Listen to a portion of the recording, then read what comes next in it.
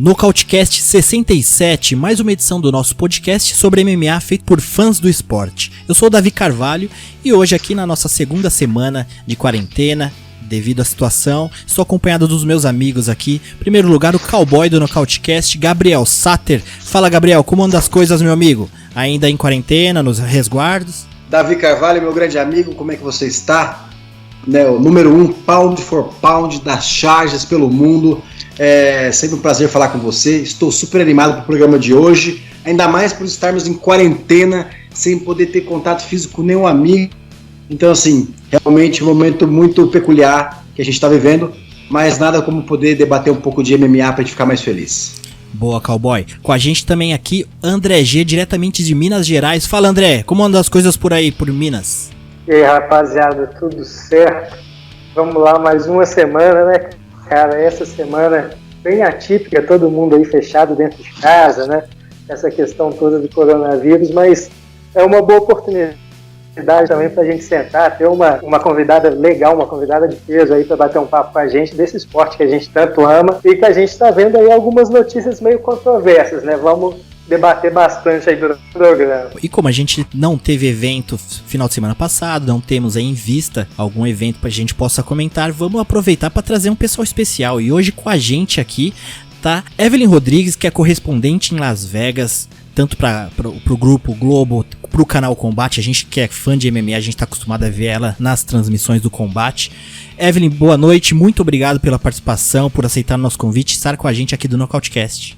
Eu que agradeço o convite de vocês, Davi, é um prazer enorme estar aqui falando com vocês e poder dividir, né, numa semana que tá uma quarentena, estamos unidos pela quarentena, poderemos pelo menos estar unidos também no nosso amor pelo MMA, né. Evelyn, pra gente começar aqui, você já tá há muito tempo nessa área do jornalismo, a gente conhece além do MMA, você sempre tá ou no Fantástico, ou no Bem Amigos, ou no Esporte Espetacular. Eu queria que a gente começasse um pouco da sua carreira. Você tem uma carreira antes do MMA bem vasta, já com grande experiência, mas como foi a sua introdução no MMA? Como foi o envolvimento, assim, que você chegou? Mas como você começou e como foi o interesse pelo MMA? Olha, sendo muito sincera, eu nunca achei que eu fosse trabalhar com MMA na minha vida. Na época das fitas de cassete, né, do Royce Gracie lutando, do UFC e tal, meu pai assistia em casa e eu não tava nem aí, né? É mesmo? Eu lembro que ele passava a madrugada assistindo e eu não sabia o que era, assim, eu nunca me interessei muito na época, ainda mais que eu tava na faculdade. Eu sempre tive uma vida meio, assim, corrida, sabe? Eu vim da periferia, né, de Osasco, eu sou de São Paulo, da Grande São Paulo, então minha vida nunca foi muito fácil, e até para conseguir fazer faculdade mesmo, eu tinha 3, 4 empregos. Então eu não tinha muito tempo para fazer nada, sabe? Eu lembro que quando eu tava na faculdade, eu fiz Casper Libero, né, em São Paulo, eu tinha um emprego, eu tinha 2 estágios, eu trabalhava num banco e de final de semana eu era DJ e tinha uma banda. Então assim, imagina, que horas que eu ia dormir, né? Eu dormia 3, 4 horas por noite e assim, foi assim durante muito tempo. Em 2009, mais ou menos, eu trabalhava de uma empresa, de uma associação de material de construção, já fazia um tempo, que foi um dos estágios que eu tive desde que eu entrei no jornalismo. E Las Vegas era a cidade que mais construía no mundo. Então meu chefe me mandou pra cá pra fazer um estágio e eu queria aprender inglês, eu não falava inglês direito. E eu vim passar 3 meses e aí achei que meu inglês não melhorou muito, fiz um acordo com ele pra ficar 1 ano. E aí eu voltei pra ficar 1 ano. E quando eu voltei pra ficar 1 ano, eu comecei a perceber que muita coisa acontecia em Vegas e que ninguém sabia no Brasil. Então eu comecei a oferecer matérias que eu pudesse escrever enquanto eu tava estudando, sabe? E aí no meio dessa história aconteceu o UFC 126, que era um evento histórico com Vitor Belfort e Anderson Silva vindo lutar em Las Vegas. Era a primeira vez na história que você tinha 30 jornalistas vindo do Brasil pra cá. O UFC nem tava no Brasil ainda, na época o acordo de transmissão era com a Rede TV. Então eu lembro que eu consegui um contrato para ir, um freelancer, né, para ir cobrir esse evento, e aí a empresa que me contratou no final desistiu. Eu acabei fazendo a cobertura para um blog que era dentro do R7 na época. E aí, enfim, foi assim que eu caí de paraquedas no MMA. Mas quando o UFC, na época o assessor do UFC descobriu que eu morava em Vegas, que eu era jornalista, que eu tinha experiência de assessoria de imprensa, que eu trabalhava no Brasil há muito tempo e tal, isso fez com que ele quisesse saber um pouco mais da minha experiência. E eu percebi que podia ali ser um caminho que eu pudesse seguir. Então eu tentei me aproximar do esporte, e como eu não sabia nada, eu lembro, olha só, a primeira entrevista que eu fiz, eu lembro que eu estava desesperada na academia do TUF, eu vi a Ana Issa na minha frente, e eu falei pra ela, olha, não te conheço, mas você parece que conhece tudo aqui. Eu tenho que fazer essas entrevistas aqui, eu preciso, se você puder me ajudar, tipo, e aí com o que ela me falava da pessoa que eu ia entrevistar, eu fazia 3, 4 perguntas. Então, assim, é muito louco como o mundo gira, né? Mas foi assim que eu caí de paraquedas, e a partir daí eu resolvi aprender sobre MMA, então fui estudar, me aproximei dos treinadores, né, principalmente os brasileiros, que sempre tem brasileiro nesse mundo, né, do MMA, então foi assim que eu comecei a tentar estudar o esporte, e aí eu tô em Las Vegas cobrindo MMA desde 2011. Que bacana. E você começou num evento que foi um dos mais importantes, pelo menos no MMA brasileiro, assim, foi o que marcou, né, o momento do MMA. Pra você, como que foi quando você falou que seu pai acompanhava, né, tinha as fitas, assistia, você não dava muito ali atenção. Mas, a princípio, esse evento teve um exponente ali que foi o Anderson e o Vitor, né? Pra você foi tranquilo depois absorver todo esse conhecimento, porque assim, tem um tempo dali pra trás, né? Que você meio que... Como foi? Foi difícil ter que buscar muita informação de um tempo só? Ou foi mais tranquilo porque todo mundo só queria falar de Anderson e Vitor? Como que foi? Cara, foi difícil porque aqui nos Estados Unidos, primeiro que assim, você não tinha mulheres muito trabalhando com MMA, né? Sempre tinha, era a Karen Bryant, que ainda tá até hoje, a Megan Olive e só, né? A gente tinha uma ou outra mulher trabalhando como câmera. Eu cheguei sem falar inglês direito, com sotaque que ninguém sabia de onde vinha. O UFC não estava no Brasil, então ninguém sabia, né, por que eu estava aqui fazendo matéria de MMA, apesar de ter muitos brasileiros que eram do esporte. Então, assim, o que aconteceu foi que primeiro eu precisava entender do que eu ia falar. Então, além de eu comecei a ir para as academias, eu dei que logo depois começaram a gravar um TUF aqui em Las Vegas, que era o TUF do Dominick Cruz contra o Uriah Faber, e tinha o Fábio Pateta no time do Faber.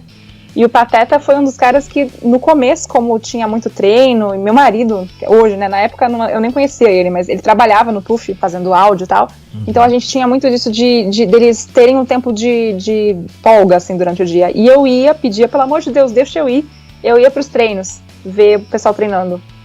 Eu nos treinos, e eles iam me explicando, e eu fiquei assistindo, atazanando todo mundo que eu podia, pra eu entender o que tava rolando. Então eu ia pro treino de MMA, treino de jiu-jitsu, não sei o que lá, acompanhar sparring, entender a importância, porque no começo eu não tinha noção, assim, como que eu posso chamar isso de esporte, né? Eu tinha aqueles preconceitos que todo mundo tem, ainda mais sendo mulher, né? Esse negócio de, não, sabe, vão sair dando tapa na cara, soco na cara, o que é isso?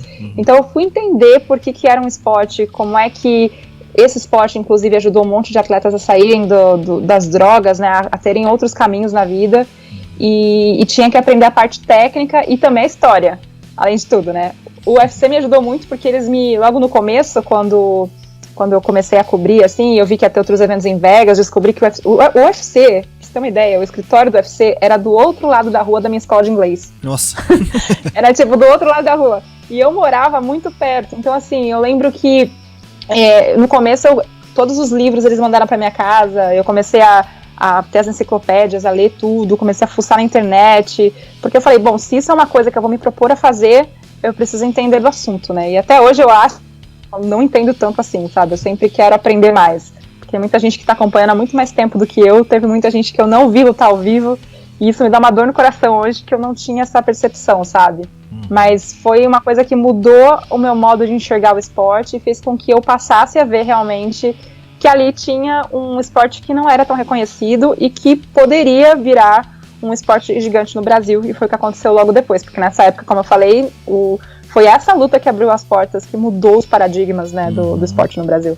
Nossa, dá gosto de ouvir a Evelyn falar, né? Que delícia É verdade, porque a gente vê a paixão nas palavras, né, dela quando ela começa a falar sobre o assunto. Eu queria saber, Evelyn, você que mora em Las Vegas e acompanha também todo esse material, né, que a mídia faz em cima do UFC aí fora, né? Digo isso porque acabei de voltar da Nova Zelândia e eu vi a ESPN fora do Brasil, né? E eu pude ver como eles divulgam né, um card que no caso tinha o Adesanya, que era um atleta local, então tinha muita exposição de mídia daquele evento, né, lá na Nova Zelândia, né? Como é que você vê hoje em dia, assim, da época da gestão Zuffa e Irmãos Fertitas, né, para essa nova gestão WMG? O que você acha que houve de diferença? E como é que está sendo essa novo contrato UFC com a ESPN? Eu acho que tem uma mudada muito boa na questão do entretenimento, né? Você está vendo, eles fazem um trabalho maior de divulgação das estrelas. Não é mais muito como era um pouco antes, né? Que você tinha as pessoas que... Ranking hoje em dia já não serve muito para muita coisa, né? Eles querem as lutas, as pessoas que vão dar show. Isso é uma coisa que é muito trabalhada, inclusive na TV aqui, a forma como eles criam os atletas, né, os astros da região. Então eles trabalham de forma diferente. Um astro que, por exemplo, é de Vegas, eles vão trabalhar mais o cara de Vegas, o cara que sei lá, de um outro estado vai ter mais acesso e mais coisa com relação a ele. Eles trabalham mais os atletas locais, assim. E eu acho que acaba dando para mais gente aparecer, ao mesmo tempo que também não é muito justo no sentido de, né, não é muito o merecimento, mas aquela pessoa que tá, sei lá, com um recorde maior de vitórias, ou que tá crescendo mais ali na categoria, às vezes não consegue também, né, o title shot, que é o que a gente fala, né, que é a chance ao título. Mas mudou muito a forma. Hoje, o evento, a forma como é feito aqui nos Estados Unidos hoje, de bastidores que eu tô falando assim, sabe, é incrível a forma como eles organizam. Primeiro que você chega, as arenas aqui são prontas, né, igual o Brasil, coitado, que o pessoal tem que criar até os cabos, né, de fibra ótica, dependendo da região, mas eles chegam, né, um dia antes já tá montado o octógono e tudo. Durante a transmissão, eles entram com repórteres de todos os lugares imagináveis, tipo assim, de dentro do octógono, na entrada do atleta, na arquibancada, no teto da arena, lá de fora, tudo quanto é tipo de movimentação de câmera você encontra, e aí você tem os repórteres deles tendo acesso, inclusive, ao vestiário, sabe? Momentos que a gente nem sonha, né? Porque é muito difícil de ter essa entrada que eles têm, né? Essa coisa de criar essa estrutura toda que funciona pro show, né? O show que tá no ar é o que importa. Então, isso dá uma força muito grande também na forma como eles mostram pro telespectador, entendeu? Que legal, hein? Nossa, hoje em dia, como o Dana White falou, né? Ele consegue operar todo um show de um escritório, né, base que eles têm em qualquer lugar, né, assim, seja em Las Vegas, né, é muito interessante ver os caminhos que a tecnologia tem trazido de benefícios pra gente hoje em dia, né. Sim, eles criaram aqui em Las Vegas no ano passado o UFC Apex, que é onde eles fazem o Contender, né, que é um tipo um complexo gigante, tem um octógono enorme, né, e aí tem todos os estúdios, eu acho que são 12 estúdios. Eles conseguem transmitir um evento dali para 12 países ou mais, entendeu?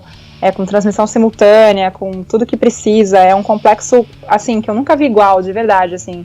É como se fosse um mini Projac deles ali, entendeu? Que tem academia, que tem tudo, enfim. Do lado do UFCPI, que também é um centro super avançado de treinamento, né? Que você tem pesquisa científica, que está embasando, na verdade, uma série de outras coisas. Eu fiz produção para vários shows do combate, inclusive um que chamava...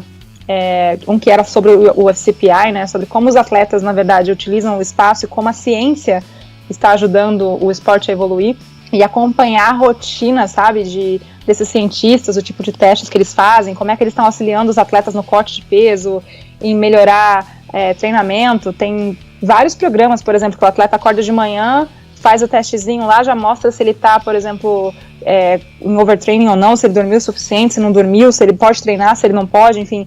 Tem vários recursos agora que a gente não tinha no passado e que estão transformando e melhorando o esporte também, entendeu? E eles estão investindo nessa parte, inclusive, para garantir que os atletas consigam treinar, comer e ter uma performance melhor, né? E é muito legal, né, cara, a gente ouvir falar, assim, como a Evelyn traz, né, essas questões, assim, de como é o funcionamento do evento, de como são as estruturas, né, as diferenças que a gente vê, tanto daqui do cenário nacional para lá fora, até mesmo essas dificuldades que eles têm para trazer, quando trazem, né, os eventos para cá. E dentro disso eu queria saber, Evelyn, você começou lá em 2011, já está aí há bastante tempo, viu? Desde quando o John Jones, nesse evento que você estava, né, o John Jones nem era campeão, né, estava lá se consolidando para dar a sua corrida para o título. Hoje ele está aí anos e anos depois. Eu quero saber o que você viu de todos esses anos que você tem acompanhado, o que você viu assim, de maior mudança nessa parte de cobertura? Se melhorou a estrutura, se melhorou, aumentou a quantidade de veículos, né, que transmitem o esporte? O que você vê assim, de evolução nesses quase 10 anos que você está dentro do MMA? Você lembrou bem, porque o Shogun, nesse evento, na verdade, foi desafiado pelo John Jones, depois que o John Jones venceu no UFC 126, né, que desafiou o Shogun, e teve uma coletiva de imprensa, que eu lembro que eu tava, que rolou esse desafio aí, logo depois o John Jones vence o Shogun e se torna campeão. Eu vi muitas estrelas surgirem, né, nesse período que eu tô cobrindo o UFC de quase 10 anos, e conforme as estrelas foram surgindo, a gente viu também que o evento foi se adequando, né? Eu acho que a entrada das mulheres no UFC foi uma coisa que marcou muito, porque eu acompanhei a Misha e a Honda, a Cyborg, essa galera toda antes delas entrarem no UFC, antes do MMA feminino chegar ao UFC. E eu lembro que eu fazia matérias até para revistas que, tipo, às vezes nem eram de MMA, sabe? Escrevi para TPM, para outras revistas super interessantes, revistas que não tinham nada a ver com o MMA, para poder falar de mulheres lutando. E quando elas finalmente chegaram no UFC, isso marcou muito.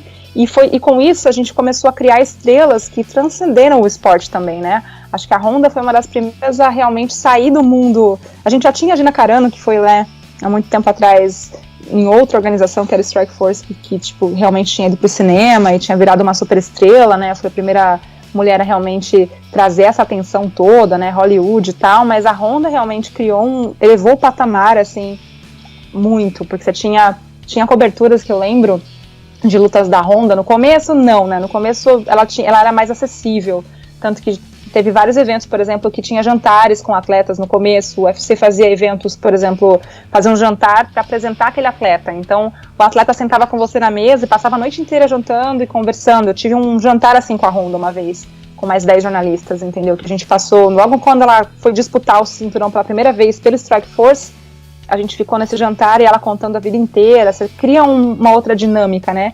E logo depois, quando ela começou a crescer e a virar essa estrela que ela virou, começou a ficar muito difícil de chegar perto dela. Então você tinha, para você conseguir uma entrevista, né, você tinha na cobertura de lutas da Honda, você tinha, além do pessoal que cobre MMA, você tinha pessoal que cobria Hollywood, que cobria celebridade, você tinha paparazzo, começou a ter, né, aquela competição pela notícia e tudo começou a virar notícia. E acho que depois da Honda você viu a mesma coisa, né, com o McGregor, você tá vendo até com outros atletas hoje que às vezes, né, pra gente, assim, é muito difícil, diferente de ver. Quando teve a luta do McGregor contra o Mayweather, por exemplo, né, aquela luta de boxe, era gente do boxe, gente da MMA, e aí você tinha gente de Hollywood, enfim, você colocou meio que o MMA fora, né, você colocou o MMA no mapa, assim, os atletas de MMA como astros, independente de ser de MMA, e isso fez com que chamasse a atenção de mais gente, e aí o evento teve que se adaptar a isso também, porque vinha muita gente pra fazer coletivo, pra participar das semanas da luta e tal, que nem era, tipo, nem cobria MMA, nem sabia o que era, mas tava ali pra pegar o lado caras, eu falo caras, porque assim, no começo, até eu fazia isso, sabe? Eu lembro que nas lutas do Anderson Silva, muitas vezes, quando eu era freela, antes de eu entrar na Globo, eu fazia a parte do entretenimento, né? O Anderson Silva treinando com o Ronaldo aqui em Las Vegas. Eu fazia a matéria para caras, e aí aquela mesma matéria entrava de outro jeito dentro dos sites que eu escrevia, entendeu? Eu vendia de formas diferentes, assim, quando eu era freela aqui. E eu acho que isso foi uma coisa que começou a fazer, as pessoas começaram a ver que quem não era do MMA, as pessoas tinham interesse em saber quem era a Honda, quem era o McGregor, e isso foi fazendo com que mais e mais pessoas da imprensa viessem cada vez mais cobrir o esporte. Então hoje, dependendo de quem luta, uma luta do McGregor, por exemplo, tem no mínimo uns 700, 800 jornalistas. É um negócio surreal, assim, sabe? E aí o UFC tem que adequar, tem que criar tendas pra imprensa, porque o espaço geralmente que é pra imprensa não cabe, tanto de gente. Enfim, o acesso aos atletas é muito difícil, você acaba tendo que pegar parceiros e colocando para fazer entrevistas coletivas, porque você não consegue fazer mais entrevistas 1 a 1 para todo mundo, enfim, o evento tem que adequar, na verdade, aí pra uma cobertura desse tamanho, entendeu? Pra você ver como que o evento cresceu. 700, 800, isso é muita gente. Eu não consigo nem imaginar essa quantidade de repórteres no lugar. Imagina a câmera, imagina, tipo, a luta do Mayweather contra o McGregor, por exemplo, para conseguir chegar perto do McGregor, era, tipo, eles faziam um corredor de repórteres, assim, e o atleta passava. Se ele te reconhecesse, ele vinha falar com você, você tinha sorte. Senão, para você conseguir fazer o cara passar, era muito difícil. Então, eu e a Ana, a gente tinha uns truques que a gente fazia. A gente levava presente, levava umas pantufas, uns negócios pra chamar atenção. Senão o cara jamais ia parar ali onde a gente tava, entendeu? Jamais. Que legal. Já levava um mimo pra galera pra fazer ali o meio campo, né? A gente inventava umas coisas, sei lá, a Ana era muito criativa com essas coisas. Depois... porque eu cobri muito, né, Mayweather, cobri muito Pacquiao, assim, também, lutas de boxe, que geralmente tem mais de 1000 atletas, com certeza, mais de 1000 jornalistas, com certeza, então a gente sempre tinha que inventar um jeito de chamar atenção, porque senão a gente vai sumir no meio de 800 pessoas, não tem o que fazer, entendeu? Ô Evelyn, e você já comentou algumas vezes da Ana, e ela fez pra você, então deve ter feito uma diferença enorme pra sua carreira, né? Porque a Ana, eu comento às vezes com o pessoal no grupo que a gente conversa, né? A Ana agora tá fazendo os comentários ali no combate, mas eu fico pensando, nossa, ela tem o jeito, porque eu já fui, ela já me recebeu lá na Globosat uma vez que eu fui participar, das 2 vezes que eu participei no Combate News, você vê que a pessoa tem essência de lidar com outras pessoas, né? Ela tem já uma aura diferente. E eu acredito que a Ana, pra você, deve ter feito uma diferença gigantesca, né? Por mais que a gente veja que você é uma pessoa muito proativa também, então meio que uma coisa soma a outra. E eu até lembro, você fala isso do McGregor, eu lembro de algumas vezes que o McGregor, em situações que ele tá passando, ele fala, pessoal do combate, ele fala combate ainda, né? Então eu imagino que a Ana deve ter feito, né? Porque assim, a Ana, tipo, a Ana pioneira nisso, né? Desde sempre, acho que ela criou aí o Sensei, né? Junto com o Marinho na época, enfim. Ela é uma pessoa que sempre pensou à frente, acho que, do tempo. E foi uma das primeiras pessoas que eu conheci nesse esporte. Depois a gente teve um caminho diferente, assim, até ela vir a ser correspondente aqui em Vegas. Quando ela veio, a gente virou amiga, vizinha. E aí eu comecei a trabalhar direto com ela, então eu aprendi muito, foi uma escola gigante, mas a gente pensa muito parecido em muitas coisas, então a gente tinha umas ideias loucas, assim, sabe?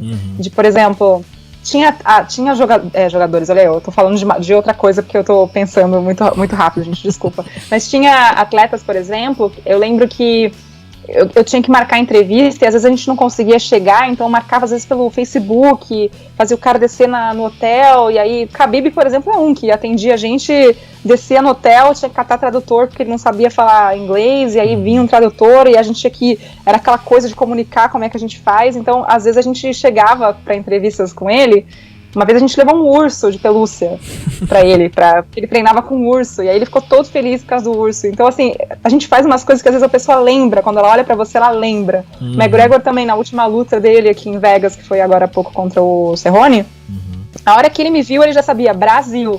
Porque eles lembram, né? A Ana levou ele pra fazer capoeira no Rio uma vez, numa divulgação de alguma luta, e apelidaram ele de pijama, né, na roda de capoeira.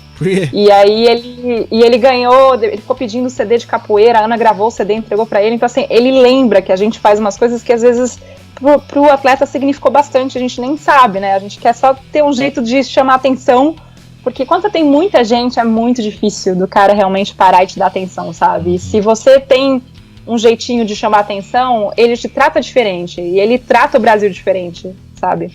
Você percebe, assim, que é genuíno. Justamente essa relação que ela tanto falou, né, dela com a Anaísa, né?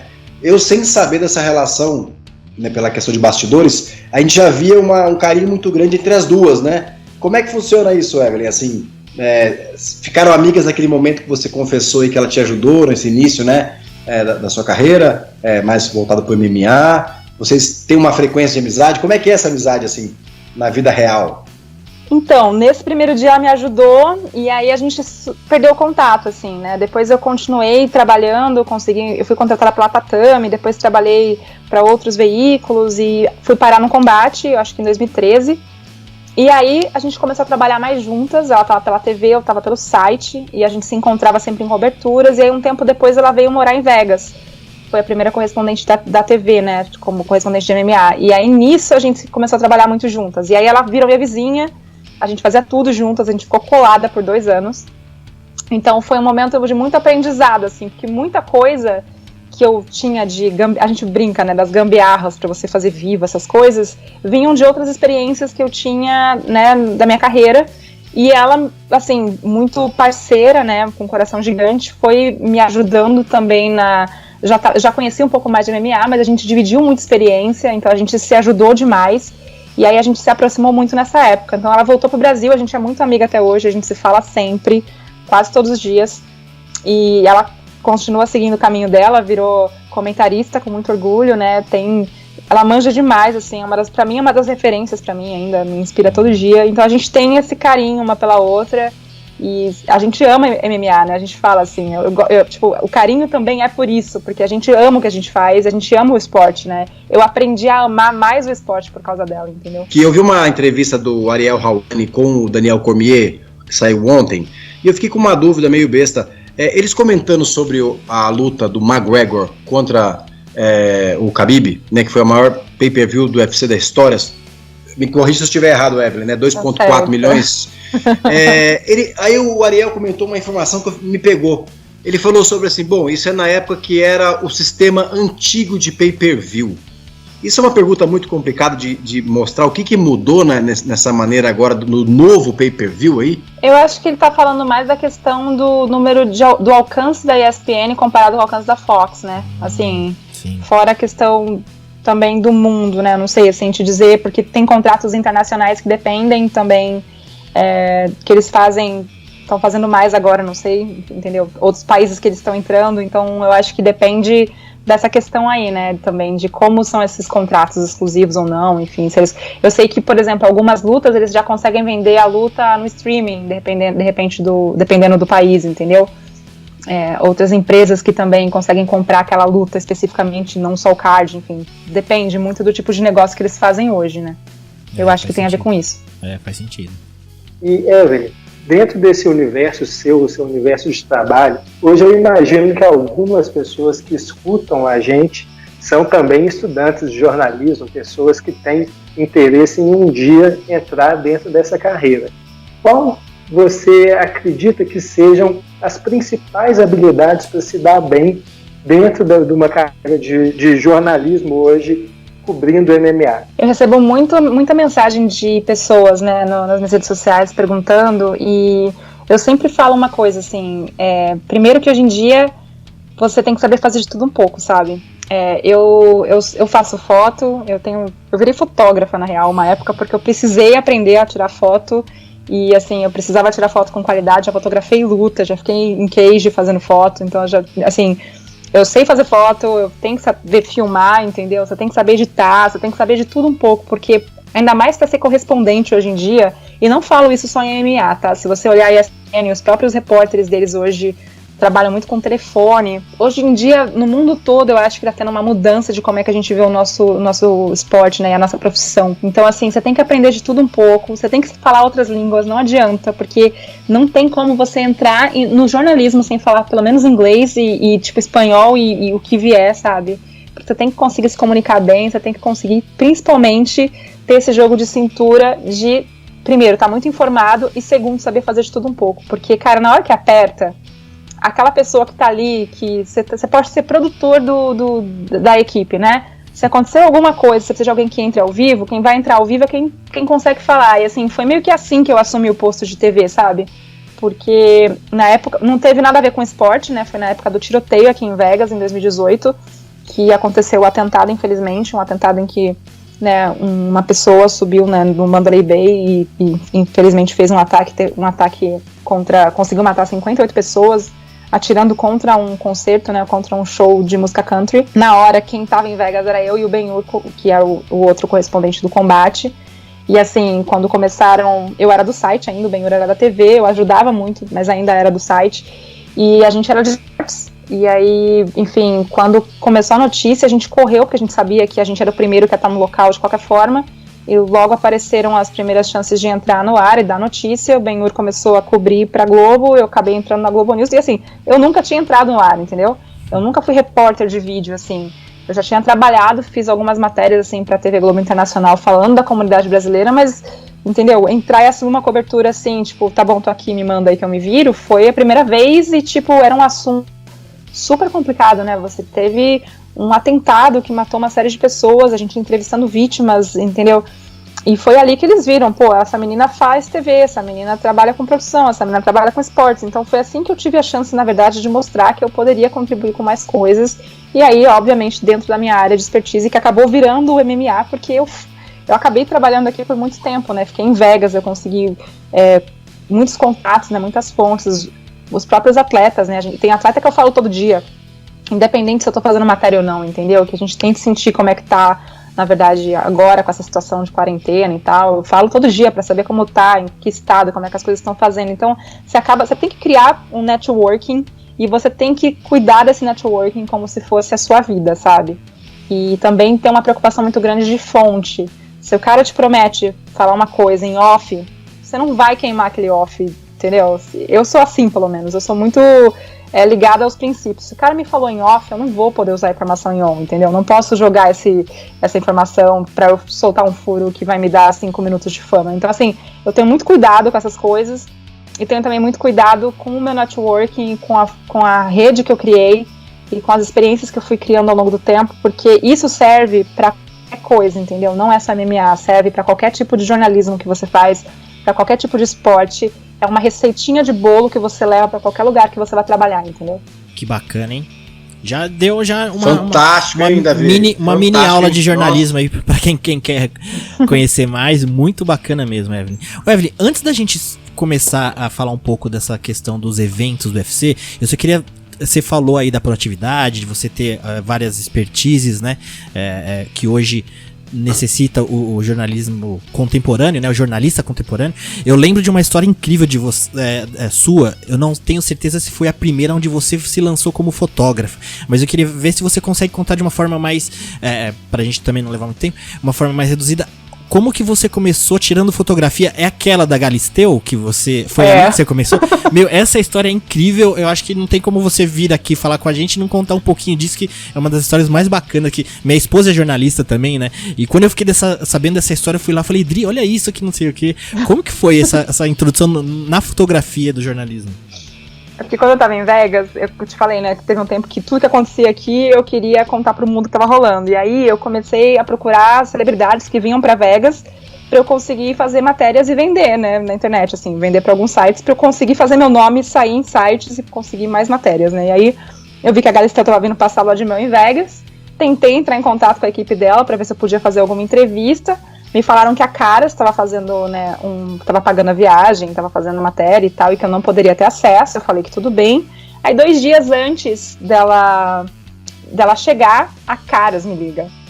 E eu lembro muito engraçado, assim, o editor falou, oi, Evelyn, o fotógrafo que estava indo não vai poder ir, você pode fazer as fotos? E eu, mas eu não sou fotógrafo, eu não tenho câmera. Ele, não, dá um jeito, pega a câmera e tal. E eu lembro que eu fiquei meio assim, assustada, sabe? Mas ele me acalmou tanto que eu falei, bom, beleza, eu consegui uma câmera emprestada, que era uma câmera semi-profissional. E aí, no dia das fotos, eu cheguei no Wynn, que era um dos maiores cassinos aqui de Vegas, um negócio, assim, gigantesco. E ele me desce, a diretora de marketing do Wynn, assim, ela, quanto tempo faz que você é fotógrafa? Porque eu era muito novinha, né, cara de criança, e eu, 5 minutos pensando, né, 5 minutos. 5 anos? Ela, sério? Ela, então, vou te mostrar a locação. Então era uma locação, menina, era um negócio gigante. E a Galisteu, eu desesperada. E eu lembro que eu catei a câmera lá, botei no automático, falei, vai ter que sair alguma coisa daqui. Fiquei procurando o jeito de tirar foto fora. No final das contas saíram, eu tirei 300 fotos, né? Saíram 8 páginas de foto, a capa da Caras foi minha. E aí, por conta disso, depois a Galisteu voltou pra Vegas e me contratou depois pra fazer uma outra matéria pra Contigo. E com isso eu comprei uma câmera e falei, agora eu vou ter que aprender a tirar foto, né? Incrível. Então eu fiz um curso, fui aprender, aí tive que aprender a tirar foto também de MMA, porque não é igual, né? Foto das pessoas fazendo luta, se mexendo e tal, é mais difícil, enfim. Tive que aprender, hoje eu tenho até um site de fotos, tem lá os melhores cliques, eu tenho que atualizar, inclusive. Mas foi assim que eu tive que virar fotógrafa. Muito legal. Viu aí, Gabriel? Proatividade, como que funciona? Ô, gente, vou te falar, viu? é bom que a gente anima nessa quarentena, né? Tô me desdobrando em 20 aqui no escritório, aqui no home office pra dar conta. Ouvindo essa história da Evelyn agora, Evelyn, obrigado, viu? De verdade, sem papo furado. É sério, a gente fica mais motivado ainda pra fazer 20 mil funções que a gente já faz na vida, você vê que tem que fazer mesmo, não tem jeito.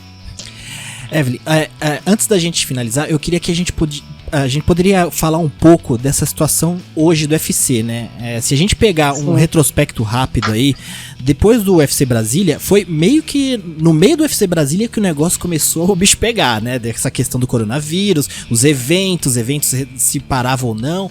O UFC tentou ali manter ainda público no último momento, ali acho que foi na sexta-feira, resolveram então fazer de portões fechados, então foi até um evento de transição, né, para essa situação. Depois disso eles cancelaram aqueles outros 3 eventos e até então eles mantiveram a ideia desse 249, que é o Khabib versus Ferguson, né? Então a ideia do Dana, né, Evelyn, era passar esses 3 eventos que eles cancelaram, a ideia era passar lá pro Apex, né, pro centro do UFC, né? E acabou sendo que foi uma proibição da própria Comissão Atlética de Nevada, não foi isso? Na verdade, eles estavam buscando várias alternativas. Uma seria transferir esses 3 eventos para Vegas, para fazer no UFC Apex, mas aí na segunda-feira o Trump anunciou que o máximo possível de pessoas, né, num lugar, numa aglomeração, seria 50. Até aí eles achavam que daria. Começaram a procurar. Aí Vegas, na verdade, cancelou, né? Falou que não poderia mais ter eventos esportivos até o dia 25 de março. Nisso, eles começaram a procurar outras opções, acharam uma aldeia indígena, um território indígena em Oklahoma, iam transferir para lá, mas aí o Trump voltou para a TV e falou que o país estava em lockdown e que precisava, no máximo, aglomerações de 10 pessoas. Aí já meio que inviabilizou tudo, e aí eles precisaram adiar, porque não tinha como fazer um card inteiro do UFC com 10 pessoas no mesmo lugar, né? Mas o Dana White deu uma entrevista ontem falando pro Yahoo Sports aqui dos Estados Unidos, falando que já tem data e local, que vai acontecer essa luta do dia 18 e que não pode dar detalhes ainda. Eu acho que ele vai fazer só Khabib e Ferguson, só a luta principal em algum lugar. Mas nenhuma luta no card? Eu acho que só essa luta. Porque se tiver valendo ainda, tá, essa proibição de até 10 pessoas, só até 10 pessoas, como é que ele vai fazer um card inteiro? Você precisa de mais de 10 pessoas. Você tem médico, você tem equipe técnica, você tem corner, você tem, entendeu? Não tem como. Então, tanto que em Brasília, nem os jornalistas puderam entrar na arena, né? A equipe da ESPN, por exemplo, estava do lado de fora, montaram a desk do lado de fora. Então, assim, não sei o que eles fariam. Eu acho que, dependendo de como for, hoje, agora há pouco, o Trump foi pra TV falando que quer restabelecer tudo até a Páscoa. É claro que vai depender do número de casos, de como vai estar a situação aqui nos Estados Unidos. Agora, neste momento que estamos gravando, são mais de 52 mil casos de coronavírus. Nova York é o epicentro e a gente está com 605 mortes até agora. Então, assim, Nevada, que é o estado que a gente tá, tem um pouquinho mais de 200 casos e 4 mortes. Não é um absurdo, mas também depende, porque a gente não teve, né, a gente não tá tendo voos vindo de áreas de risco, os voos estão cancelados por 30 dias, né, da Europa para cá. Então, assim, tudo vai depender de como as coisas vão acontecer. Se o Trump conseguir reabrir o país de novo até a Páscoa, pode ser que eles façam mais de uma luta, mas eu não sei. Eu tenho pra mim de que ele vai fazer, dependendo de como as coisas forem, a minha opinião, a minha aposta é que ele vai fazer só Khabib e Ferguson. Mas você acha que isso nos Estados Unidos? Então, aí ele teria algumas opções, né? Ele pode, se Nevada até lá não tiver resolvido, porque pra mim ele faria no Apex. Mas se Nevada até lá não tiver resolvido, ele pode ir pra algum outro estado, ou a não ser que ele leve o evento pra algum outro país que tenha menos casos e que aí faça mais sentido, entendeu? Muita gente tá apostando em Abu Dhabi, mas aí você tem que lembrar também da restrição de voos dos Estados Unidos para outros lugares. Sim. Que também entra a questão de visto e um monte de coisa.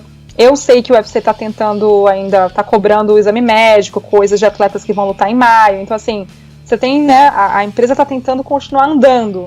Mas se você for olhar que todas as ligas esportivas aqui dos Estados Unidos cancelaram todos os eventos. A NBA estava trabalhando com uma paralisação de 30 dias inicialmente. Agora está falando que só vai voltar a funcionar em maio. E vai tentar, né, retomar em maio para acabar em agosto. E aí você tem um calendário de esportes que vai ficar todo encavalado aqui nos Estados Unidos, dependendo de como é que for. Olimpíadas cancelando, né, adiando pro ano que vem, provavelmente, né, em 2020, até 2021.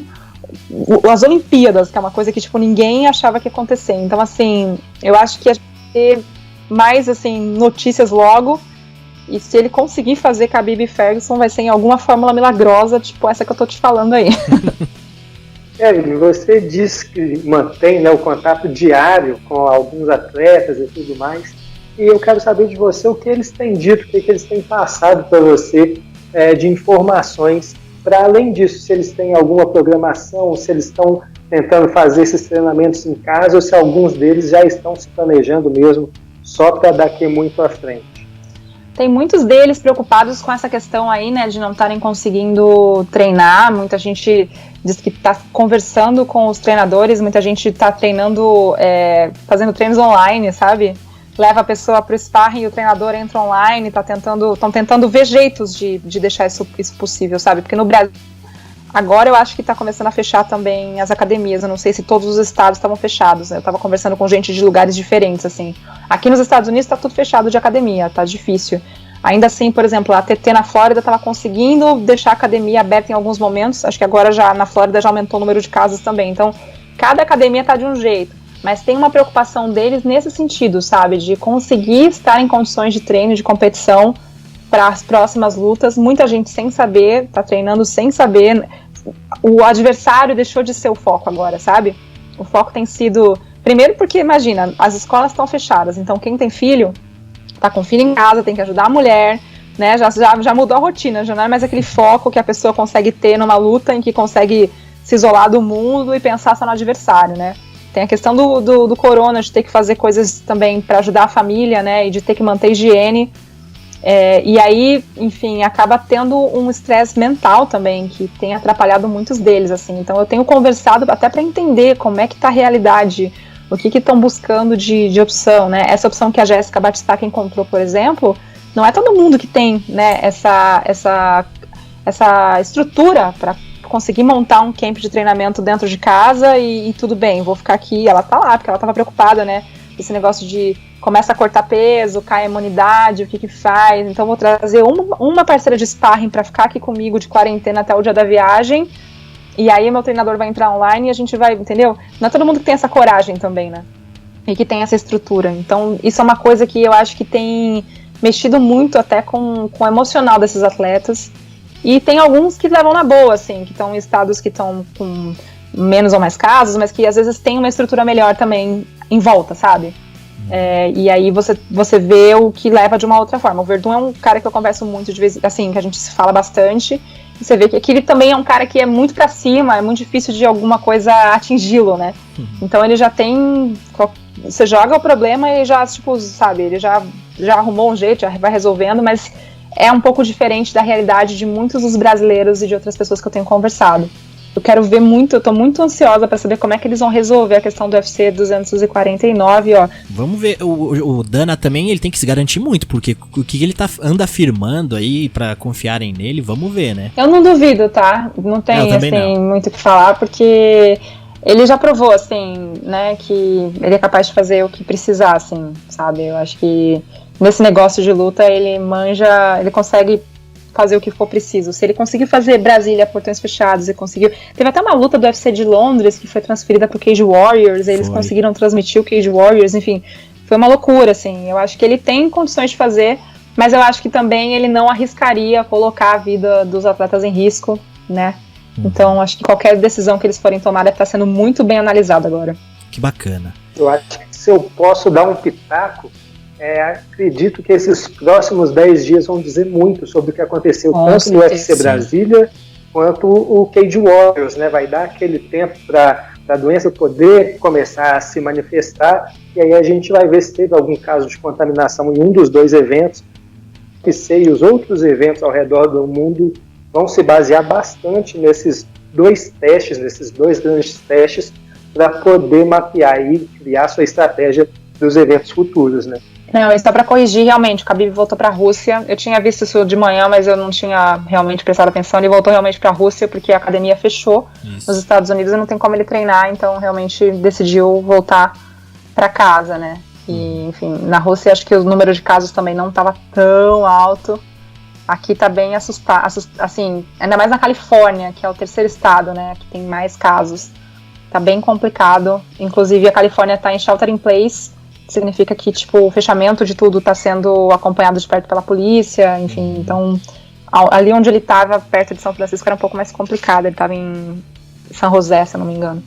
A sua última pergunta, a gente tem que por favor, então. Evelyn, uma coisa só, assim, sem colocar ela em maus lençóis. Claro. Mas quais são os lutadores prediletos que realmente ela fica assim ansioso para assistir, Evelyn? E quais lutas, né, marcaram assim ela quanto fã? Cara, então, eu tive... quando eu mudei pra Vegas, eu acabei ficando vizinha do Vanderlei Silva por muito tempo. E era muito incrível, cara, porque ele é um cara muito surreal, assim, ele ia pra... Eu moro um pouquinho longe de Vegas, assim, da Strip, né, de Vegas, que é o que a gente chama, que é só aquela faixa dos cassinos. Ele ia de manhã correndo na rua. E as pessoas paravam ele assim, posso tirar uma foto, Vanderlei? Ele pode, e aí, mas corre comigo. E saía uma galera correndo com ele de manhã fazendo foto. Gente, era sério. Ele sempre foi um cara assim muito engraçado. Então, nessa época, eu lembro que eu comecei a fuçar mais as lutas dele, a assistir mais as lutas dele, e eu fiquei muito fã de ver ele lutar. E que eu já peguei ele nessa fase do UFC, que não teve tanta sorte, né? Tive a sorte de ver ele lutando ao vivo algumas vezes, mas o Vanderlei é um cara que eu fiquei muito, muito fã por muito tempo, assim, sabe?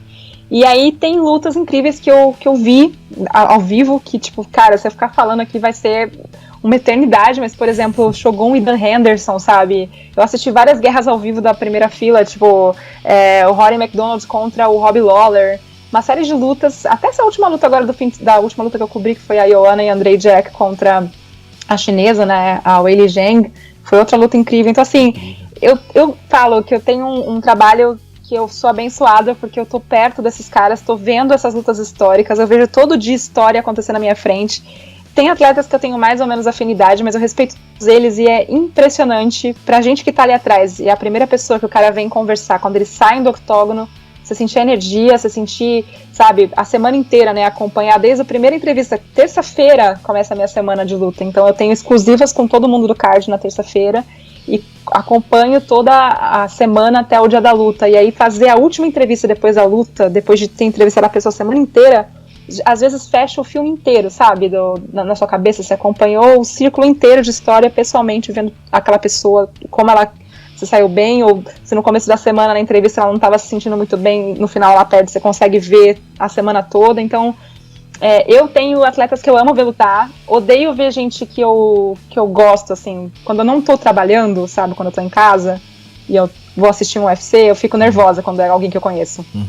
Mas se eu tô na arena, eu levo de boa, assim, não tenho problema, entendeu? Mas se é torcendo em casa, assim, já não dá muito certo. E aí tem pessoas que eu acompanho há muito tempo, né? Então, assim, Aldo é um cara que toda vez que eu vejo lutar, eu fico nervosa. Não adianta. Nem tipo, me dá nervoso, não adianta, dá dor de barriga. Mas é isso, quando eu tô na arena, eu acho que eu ligo uma chavinha que tudo bem, assim, sabe? Eu consigo me segurar. Se eu tô em casa, minha Nossa Senhora.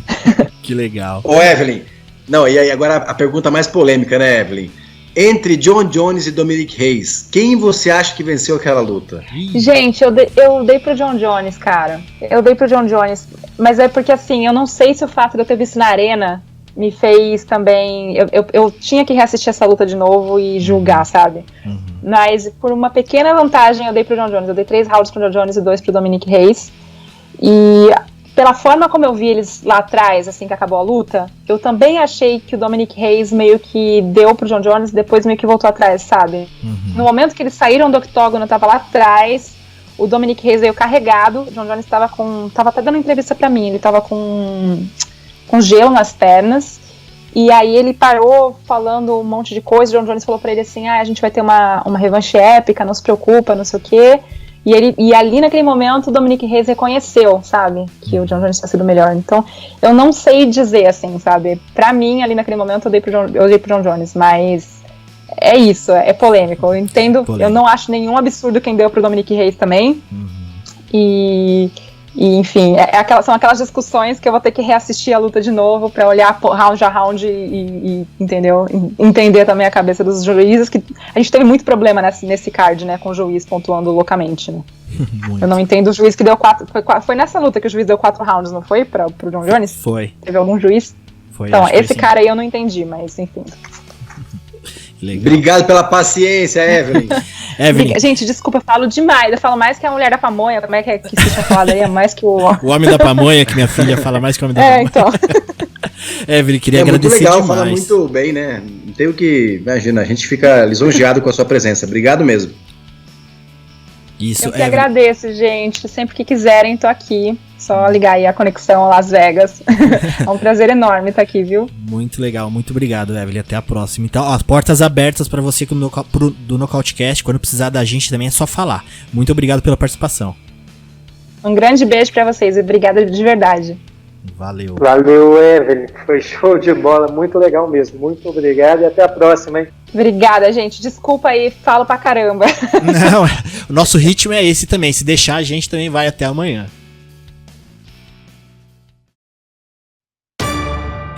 E hoje é dia também de novidades aqui no Nocautecast. Vamos estrear hoje a coluna do nosso amigo Zé Augusto. Fala, Zé!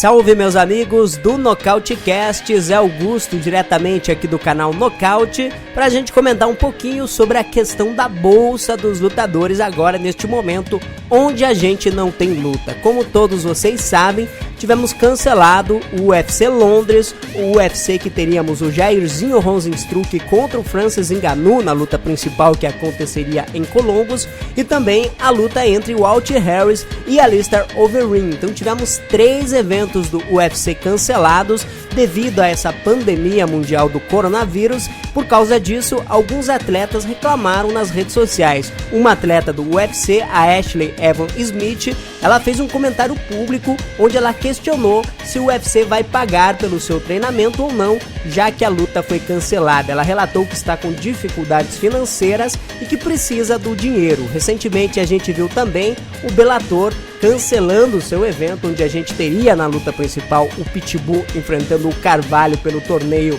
do GP dos Penas. Os lutadores deste evento do Bellator, eles foram pagos, receberam a sua bolsa mesmo sem lutar. Eu vou passar a bola para vocês aí da mesa, para toda a equipe do Nocautecast, debater sobre esse assunto. Vocês acham que o UFC deveria pagar a bolsa desses lutadores, mesmo com as lutas canceladas, ou vocês acham que não teve luta, não tem pagamento? Como é que vocês estão vendo essa situação, meu amigo Davi Carvalho e toda a equipe do Nocautecast? A minha opinião é que deveria ser pago pelo menos metade da bolsa. A partir do momento que você assina o contrato com o lutador para a luta, paga metade da bolsa e depois da luta paga os outros 50%, assim o lutador vai conseguir levar o seu camp da melhor maneira possível. Mas eu quero a opinião de vocês também aí do Nocautecast. Um grande abraço para vocês, semana que vem eu tô de volta.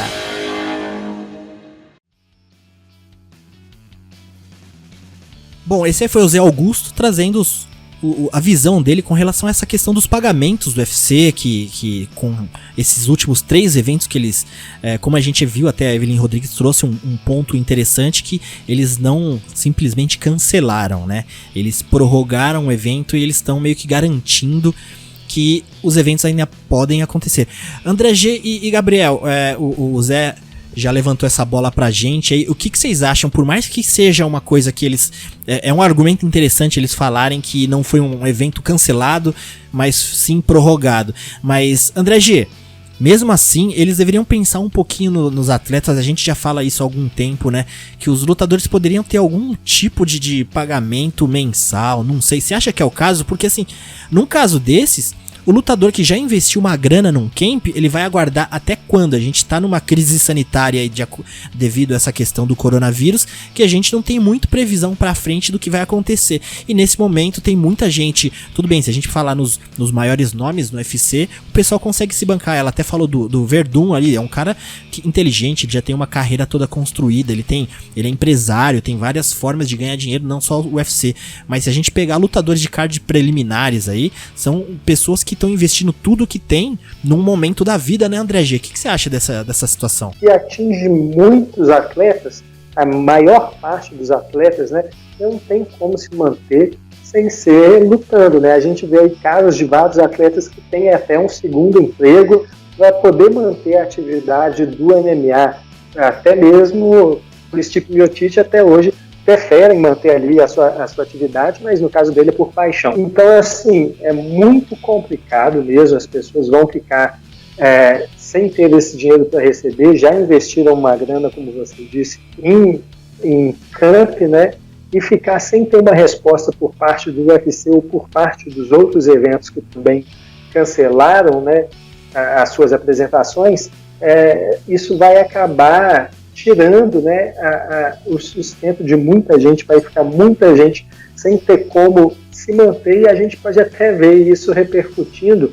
em gente precisando abandonar o esporte, né? Eu acho que já passou realmente do tempo de ter ali a organização entre os lutadores, entre os empresários, entre as companhias, e ter pelo menos um pagamento base mínimo ali do cara poder se manter sem se preocupar, sem ter uma segunda fonte de renda, né, obrigatória dentro para se manter no esporte. E o Cowboy, essa questão, a gente também, nessas situações de crise que a gente tá passando, que a gente vê em alguns momentos, a gente vê alguns pontos, né, que a gente vê um diferencial. No caso, empresas, por exemplo. Se a gente pegar a postura do UFC, que é essa, que a gente vê que o UFC tem toda uma estrutura que a Evelyn Rodrigues falou pra gente, uma estrutura impecável de sistema, de tecnologia, mas essa parte ainda do lutador deixa um pouco a desejar nessa questão mais próxima do lutador, e a gente vê um evento aí que é o segundo evento, que ainda tem uma margem boa do Bellator pro UFC. A gente sabe que tem um tamanho aí considerável, mas a gente vê uma questão bem mais humana com relação ao trato com o lutador, né, do Bellator, porque como o Zé falou também no áudio dele, o Bellator fez questão de pagar parte da bolsa dos atletas. Você não acha que também os eventos poderiam pensar nisso, nesse momento de crise, o Cowboy, a tentar aproveitar também para fazer de uma imagem boa da situação, né? Muito bem comentado, Davi, porque hoje à tarde tive uma série de reuniões online, conversei com vários amigos empresários para saber como é que eles estão lidando, né, na crise, nesse momento que as empresas estão realmente muito preocupadas, né, pelo fechamento de várias atividades, ninguém tem como fazer dinheiro, o caixa que eles têm para um mês de paralisação, após um mês começa realmente a entrar num momento muito crítico da empresa. Então, assim, eu fico imaginando, como a gente conversou anteriormente ali, o André colocou muito bem, a gente tem essa empresa, né, do Bellator, que é menor que o UFC, tendo esse cuidado com os atletas, né? E você imagina no momento que você mais precisa de uma ajuda, é agora, que você precisa fazer o quê? Uma compra boa para sua família, você tem que ficar em casa, tem que ter um mínimo de conforto, de segurança, para você ter um estado psicológico até melhor, não é verdade? Então, assim, acho que não teria doído tanto se o UFC tivesse pago esses 3 eventos que eles iam fazer. Tudo bem, vai ser adiado, mas paga metade da bolsa, sabe? Eu sei que dá um trabalho muito a mais para fazer isso, né, em questões de contrato, mas dá aquele primeiro dinheiro sem ser o da vitória para alguns atletas, combina, né, um valor, enfim, uma ajuda de custo que seja, para as pessoas não ficarem em casa às vezes sem dinheiro, né? A gente sabe que lutadores que recebem $10 mil de bolsa e treinaram 3-4 meses, tem que ter outros empregos também para se manter. Ou seja, tem que ter esse cuidado sim do UFC. Vai ser marcado o evento, tudo bem, mas a gente precisa da questão agora. Eu comentei dos empresários aqui do Brasil, porque todas as pessoas que conversei hoje mantiveram, e alguns empresários adiantaram os valores para seus funcionários, para não faltar dinheiro para comprar remédio, entendeu? Para todo mundo ficar um pouco mais calmo nessa pandemia, nessa loucura que a gente está vivendo pela primeira vez, né, em tempos modernos, entendeu? Desde a gripe, né, espanhola em 1918. Então, assim, é um momento que tem que ter serenidade, tem que ter calma. A gente vive, eu falo isso para vocês, mas falo isso para mim. Todo dia eu acordo rezando, pedindo o melhor para todos, não só para o meu umbigo. Estou preocupado com meus amigos, estou preocupado com a minha classe e estou preocupado também com os lutadores, porque eu sou fã de MMA, quero ver todo mundo bem, quero ver a empresa também não tomar um prejuízo, mas como o André falou, né, como a Evelyn falou, todos os esportes fecharam, né, a NBA parou, o futebol parou, tudo parou. Então eu espero que o Dana consiga, assim, de fato, de uma forma responsável e profissional como ele é, que mantenha, assim, os eventos que ele conseguir manter. E o que ele não conseguir, Davi, dá uma ajuda de custo. Você imagina a Jéssica Andrade, ela investiu um monte, levou uma pessoa para treinar na casa dela. Se o UFC remarcar isso para daqui a 3-4 meses, como é que ela vai pagar essa sparring que ficou lá e precisa desse dinheiro? Entendeu? A gente sabe que, né, a gente já viu várias histórias de bastidores que o atleta treina para ganhar aquela bolsa daquela luta para poder ter um futuro à frente, entendeu? É muito complicado a realidade dos lutadores, entendeu? Me alonguei aqui, mas é mais ou menos isso. Boa, cowboy. Bom, pessoal, até puxando um pouco dentro desse assunto, a gente comentando aí, a gente vendo os eventos que estão sendo cancelados, o próprio Brave, que a gente tinha preparado um bom material aqui, o André G fez uma série de entrevistas com os principais atletas do Brave. O Brave também divulgou que o adiamento de 3 dos seus eventos que tinham pela frente aí, né? O Brave 35, que rolaria aqui no Brasil, em Balneário Camboriú, o Brave 36 e o 37. E eu chamei o Gabriel Fly, um dos lutadores que participaria desse Brave 35 aqui no Brasil. O Gabriel, ele trouxe um pouco da situação dele com relação ao evento, né? Tentei tirar dele algumas informações que a gente costuma ter essa dúvida também, com relação como que é o aviso pro lutador de uma situação de crise, como que é o dia a dia agora do lutador. Então vamos ouvir a participação do Gabriel Fly aqui diretamente do Brave.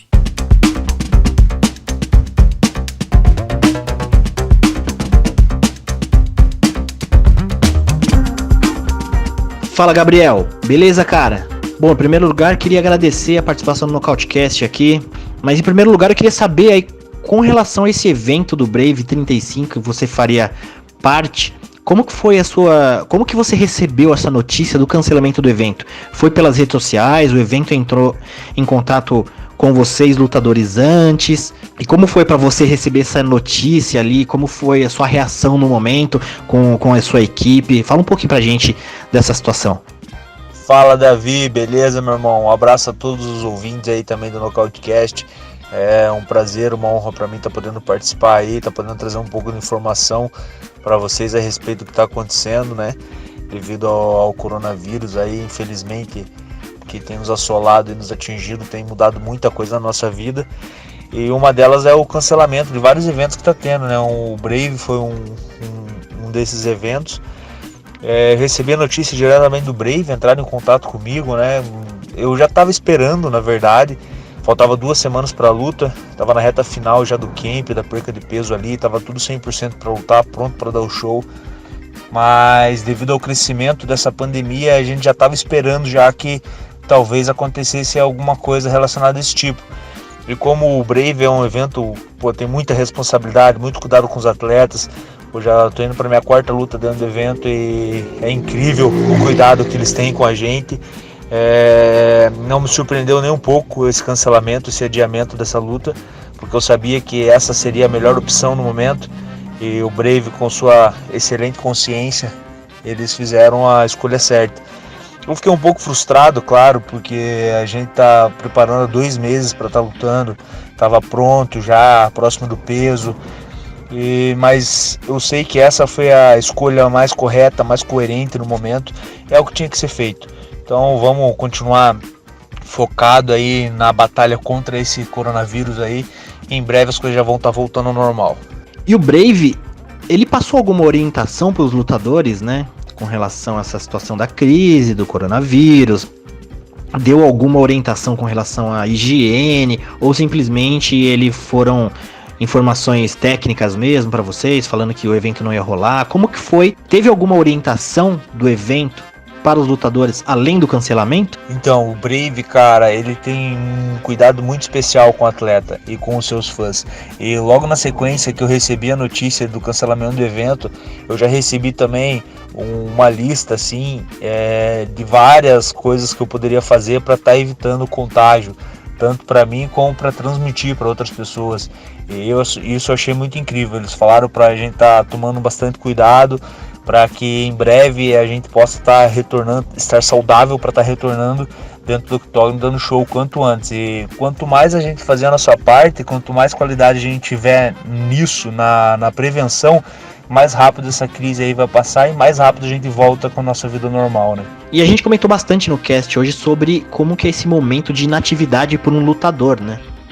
Acostumado a muito ter atividades bem intensas, treinos, aquela vida bem corrida com relação à atividade física, né?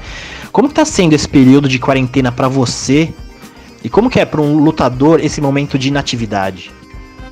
Então essa parte de ficar inativo tá um pouco complicado, porque eu tava vindo de um ritmo forte de treino, né? Tava pronto pra luta, então a gente tava treinando 100% todos os dias, cedo, à tarde, à noite, e de repente, parar tudo é um pouco complicado. Eu tô tentando manter o máximo possível ativo aqui, tô fazendo 2 treinos por dia aqui dentro de casa mesmo, faço uma parte aeróbica ali, um pouquinho de força ali com o que eu posso. E daí no final da tarde eu faço um treino técnico de luta, faço umas movimentações de jiu-jitsu, faço uma sombra, minha esposa tá me ajudando, puxando uma manopla pra mim também. Não é a área dela, mas ela tá me ajudando, me auxiliando nisso pra eu estar me mantendo ativo, porque é difícil para um lutador que tá acostumado, um atleta de alto nível, que tá acostumado com a movimentação diária contínua, parar do nada fica um pouco complicado. O que eu tô mais tendo dificuldade para fazer é a dieta, cara, porque ficar em casa sem ter muita coisa para fazer, o que você vai mais fazer é comer, não sei os outros atletas, mas eu tô complicado nisso. Vou subir um pouco o peso aí, mas a minha esposa tá me ajudando, tá me puxando um pouco a orelha em relação à dieta. E é isso aí, cara. O bom também é que eu tenho 2 filhos pequenos, e quem tem um filho já sabe como que é, quem tem 2 sabe perfeitamente como que é. Demanda muito gasto de energia, ainda mais que eles ficam o dia inteiro em casa, então eles estão me ajudando nessa queima calórica aí também, porque cada momento a gente tá inventando uma brincadeira diferente, não para, e corre aqui, corre ali, e brincamos de cavalinho, eles querem brincar de lutinha comigo também, então eles também estão me ajudando a não ficar tão inativo assim. Bom, Gabriel, queria agradecer a participação, a gente fica aí na expectativa para que essa situação passe o mais rápido possível. O Brave era um card excelente que estava para acontecer. Você estava nesse evento que você encararia o Rafael Morcego também, que seria uma luta bem bacana. O Morcego também é um adversário bem interessante, assim, né? Ele tem grande experiência, assim como você. Então eu queria agradecer e queria que você deixasse uma mensagem pro pessoal que ouve o Nocautecast sobre o seu futuro, o futuro do Brave, o futuro do MMA, né? O que a gente pode esperar daqui para frente. Um abraço. Olha, eu que agradeço aí pela participação, pela oportunidade de estar trocando essa ideia. Fico muito feliz pela preocupação que vocês estão tendo de estar passando as informações corretas em meio a tantas fake news aí que a gente vê hoje em dia. É muito importante um meio de comunicação sério e idôneo igual você está passando, transmitindo as informações corretas, né?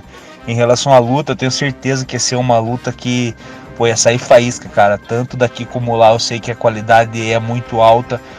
E o Morcego é um atleta muito experiente mesmo, e realmente eu ia para nocautear ou para finalizar, como eu vou em todas as minhas lutas. Com certeza esse é um grande show, que provavelmente possa acontecer no futuro. O Brave não deu parecer nenhum ainda de datas e tudo, como os cancelamentos de todas as atividades que estão tendo, está sendo por tempo indeterminado. Tudo vai depender de como essa pandemia aí vai reagindo daqui a algumas semanas, né? Depois disso que a gente vai ter um parecer, a gente vai poder voltar à vida normal. Por isso, galera, é muito importante a conscientização de cada um. Se todos nós fizermos a nossa parte, começarmos a pensar no coletivo, essa fase ruim, essa crise vai passar rápido. Agora, se a gente ficar no individualismo ali e não pensar no coletivo, isso vai demorar mais tempo para passar. Então é muito importante, galera. Vamos se conscientizar, vamos ficar em casa na medida do possível, quem puder. Vamos estar sempre higienizando as mãos, como vocês já estão cansados de saber tudo que tem que ser feito. Então vamos fazer, galera, vamos pensar no coletivo, pensar em todo mundo, para que logo passe essa fase, logo volte os eventos, volte o futebol, volte o Brave, volte todas as outras atividades normais. Com certeza juntos somos mais fortes e juntos vamos vencer mais essa, beleza? Um abraço, Davi, abraço a todos que estão ouvindo, tamo junto, galera, vamos, que o futuro pertence a Deus, mas pertence a nós também. Precisamos fazer hoje para ter um futuro amanhã. Valeu, abraço, us.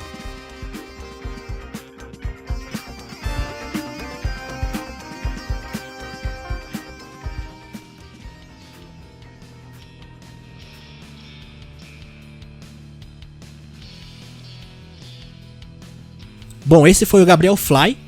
E pessoal, André G e Gabriel, a gente pode finalizar aqui com algum dos tópicos que a gente tem visto aí ultimamente, né? Gabriel, você tem alguma coisa anotada que a gente pode dar uma discutida? Eu tenho alguns pontos aqui, André G. Como que a gente pode começar por isso, Gabriel? Sempre, Davi. Eu queria levantar só a entrevista que o Justin Gaethje deu, né? Falando da possível luta com o Conor McGregor.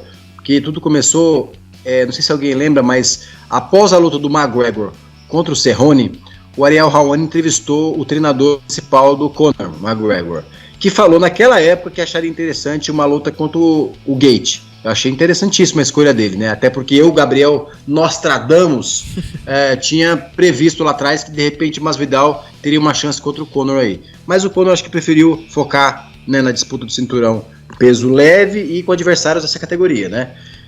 O Gate deu uma entrevista falando que o Conor tem que passar por ele para conseguir essa disputa, né? A gente sabe que o Dana White, quando quer alguma coisa, Davi, sempre fala disso, eu sempre falo esse assunto. Quando ele quer alguma luta, ele quer algum assunto, ele faz a narrativa dele acontecer. Ele tem os objetivos, ele tem, né, o porquê de querer um dia fazer Khabib contra McGregor no futuro. Como a gente conversou com a Evelyn, foi o maior pay-per-view da história, né? 2,4 milhões de dólares de pay-per-view vendidos, de pacotes vendidos, desculpa.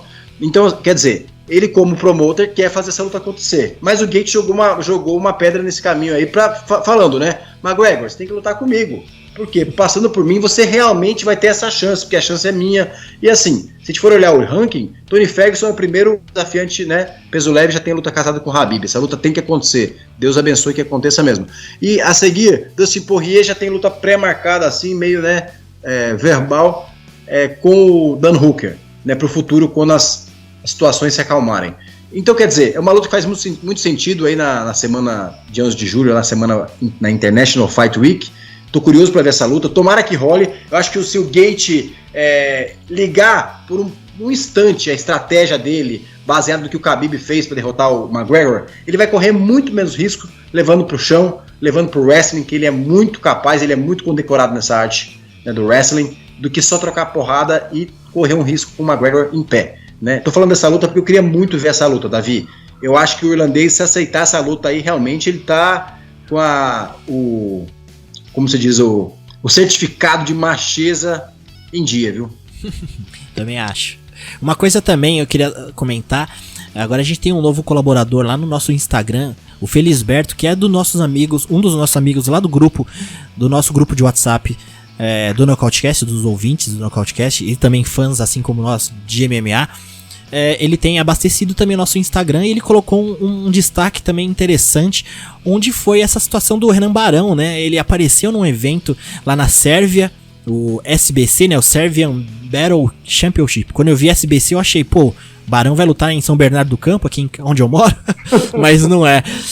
André G, a gente viu essa situação, o Barão se apresentou no evento, né, foi ele, e foi o Albini, né, o Junior Albini, que lutou, acho que nessa noite, se não me engano, mas ele se apresentou assim, né, o evento apresentou o Barão como sendo um novo contrato ali.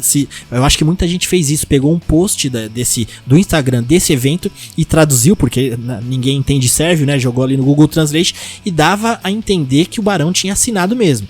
Muitos veículos aqui no Brasil deram como o próximo passo na carreira do Barão era esse evento, mas ele acabou meio que negando. Depois falaram que não, ele tinha assinado sim, depois ele voltou e falou que não. André G, como que você vê essa situação? Tem alguns pontos que eu imagino. Quando eu vi o Barão assinando um contrato com um evento tão inexpressível assim, pelo menos, né, mundialmente, pode ser que na Sérvia seja um evento grande, mas pelo menos eu não sei. Eu fiquei pensando, será que o Barão tá indo pra um evento tão pequeno pra quê? Será que, sei lá, montar cartel? Será que o evento fez isso para que ele aparecer? André G, o que você pensa sobre essa situação do Barão aí? Cara, situação complicada que ele se colocou e que ele colocou um monte de gente, né? Uma hora um cara confirma daqui, outra hora a pessoa vai lá e nega de lá e ninguém sabe muito o que está acontecendo, né? Assim, eu sou um cara que acredito que o Renan Barão ele precisa de ir para algum lugar para reconstruir a sua carreira, nem que seja um evento de um porte bem baixo mesmo. Então eu já ficaria animado de ver ele indo fazer uma ou duas lutas no evento desse e depois ir galgando lugares em outros eventos, né? Mas parece que ele só está indo lá mesmo para dar treino para o pessoal. Ele já tinha ido lá, já tinha treinado com alguns lutadores do evento, já tinha feito aparições, e pelo que ele vem falando é isso. Agora, eu gostaria muito que realmente ele tivesse assinado um contrato desse O SBC é um evento que vem tentando, né, trazer alguns nomes de peso, né? Já passou por ali, acho que o Fábio Maldonado, acho que até o Pezão também já passou, se eu não estou enganado. Agora tem o Albini. O Barão fosse para lá, seria mais um brasileiro aí de nome mundial chegando no evento. Então, assim, seria bacana ver ele voltando contra a concorrência de menor nível, para ele poder voltar a pegar a confiança e, quem sabe, né, dar uma sobrevida na carreira. Fico aí na expectativa de ver o que a gente vai ter pro Barão e ver se realmente ele vai confirmar ou não, porque até agora essa conversa toda só serviu para deixar o mundo das lutas confuso com o futuro do Renan Barão. Li hoje que também estão trabalhando para casar uma luta entre o Aljamain Sterling e o Cold Sanhagen.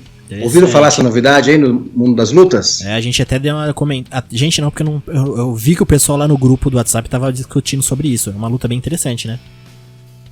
Ah, não cheguei a ver, tá vendo? Vou dar até um abraço para aquele grupo ali que não para de falar de MMA, não consigo acompanhar tantas novidades. O nosso grupo do Palpitão, o grupo dos fãs do Nocautecast, mandar um abraço para essa galera nota 1000, que sempre tá mostrando as novidades, né? E falando o que interessa mesmo.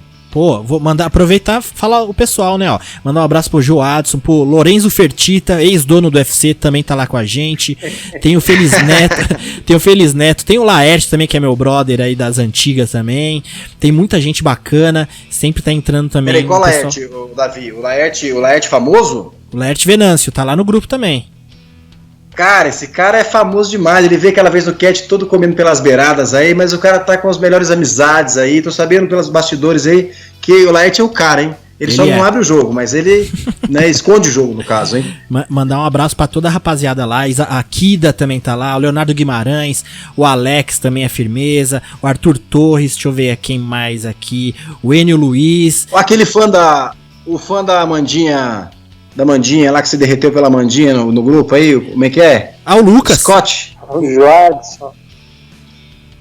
Não, é aquele que... Acho que era o Lucas, Scott, não é? Jeffin, esqueci o nome dele aqui agora, me desculpa, hein?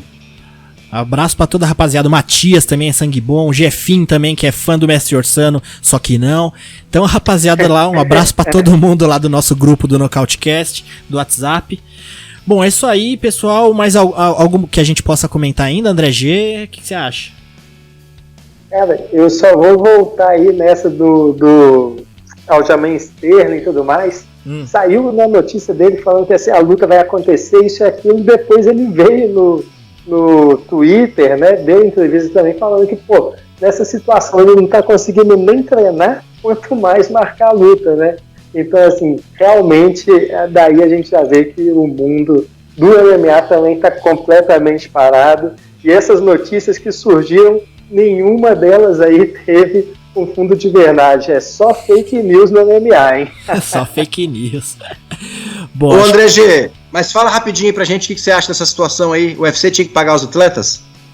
Com certeza, cara. Nem que fosse ali um fundo de emergência para ajudar a galera, sei lá, $2.500 por mês aí para rapaziada, pelo menos para aqueles lutadores que não têm salários tão grandes, né? Para o pessoal que recebe abaixo de 50 mil por luta, já seria de grande ajuda, né? Para o pessoal poder se manter e ter uma tranquilidade aí com as suas famílias.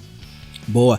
Pessoal, uma menção também importante, o Luquinha, nosso estagiário, o futuro jornalista, também tá dando uma força pra gente no Instagram, também colocou hoje lá aquela matéria que ele viu lá no combate.com sobre o médico que levou uma suspensão da usada, né? Bizarro, é bem curioso, né?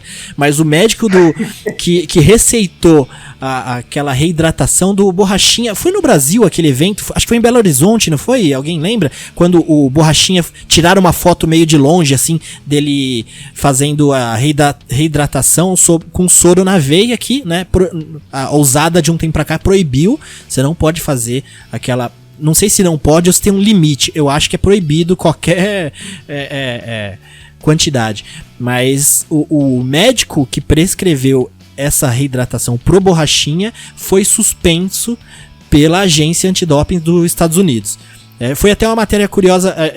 eu tava conversando com o Luquinha pra gente colocar essa informação, porque é uma coisa meio que deixa uma imagem ambígua, porque a gente fica pensando, já como tem o Borrachinha ao lado, a gente fica pensando, oh, peraí, quem que caiu no doping? O Borrachinha? Porque o médico ser pego pela usada é uma coisa curiosa, né? Eu nunca tinha visto isso. O que você acha, Gabriel? Olha, Davi, eu confesso que acho que foi a primeira vez que eu vi que o médico foi suspenso, viu? Eu não me lembro, deve ter tido outra situação como essa, mas achei muito curioso. Ainda não li a matéria inteira, mas vi sim o tópico do assunto. A primeira coisa que eu fui ver, André G, era qual que era o shape do médico.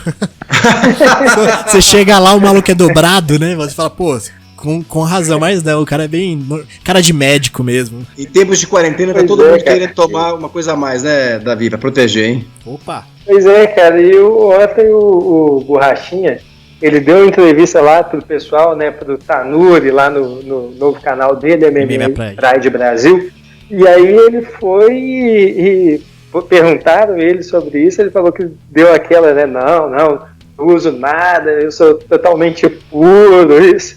Mas, cara, a cara dele quando ele dizia isso era sensacional, olhando pros lados assim.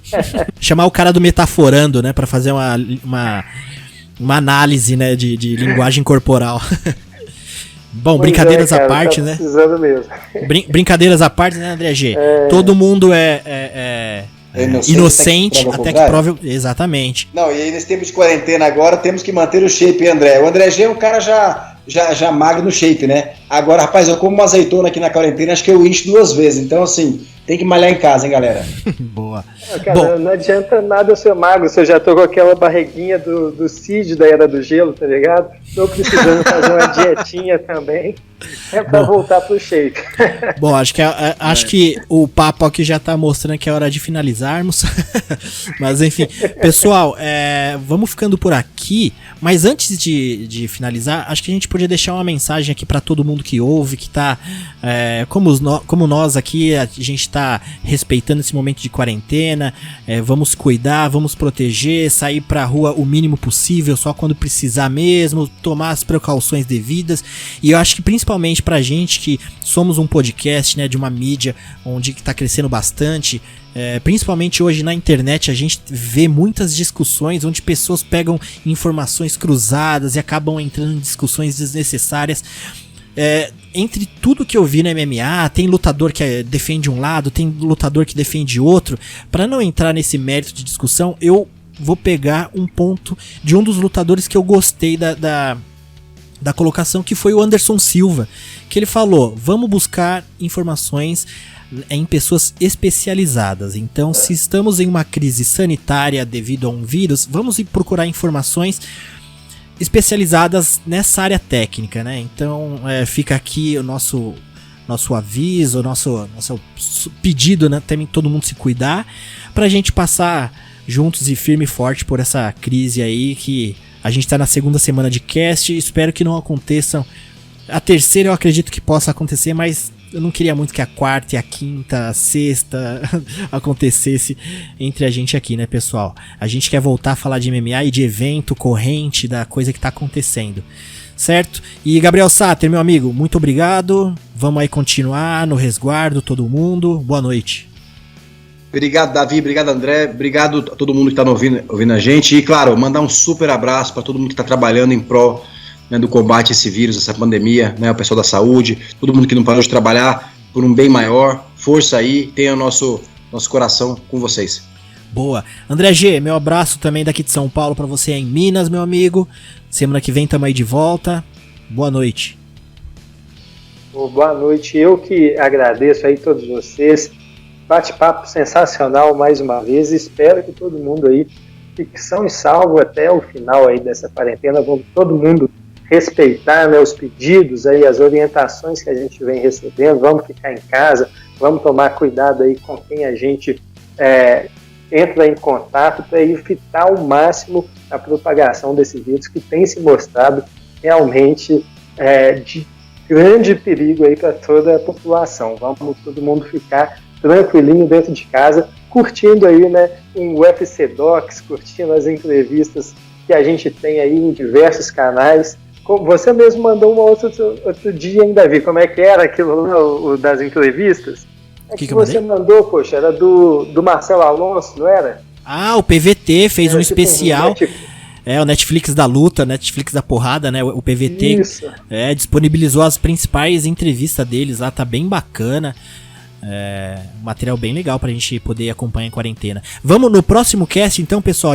Vamos trazer também umas dicas, né, André G? Que a gente pode aproveitar nesse momento aí de reclusão, né? O que você acha?